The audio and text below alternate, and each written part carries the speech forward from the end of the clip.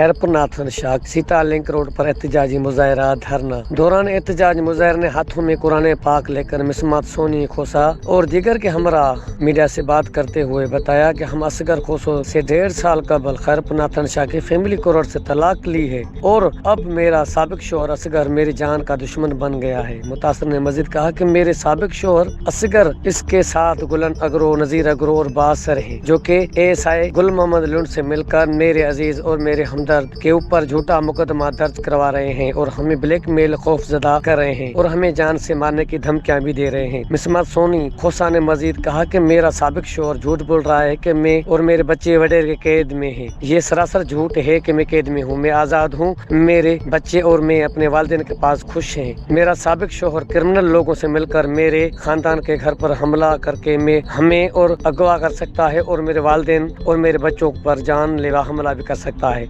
जबकि मैंने family court से फैसला दिया था कि हर माह वो मुझे 18,000 रुपया खर्चा देगा, लेकिन वो 1.5 साल से मुझे कुछ नहीं दे रहा। मुतासिर औरत ने एसएसपी दादू, डीआईजी हैदराबाद, आईजी सिंध से मुतालबा करते कहा कि मुझे इंसाफ फराहम किया जाए और मुझे तहफ़्फ़ुज़ दिया जाए। कैमरामैन जख्मी चांडियों के साथ रजब अली, पाक Asia news, Khairpur Nathan Shah.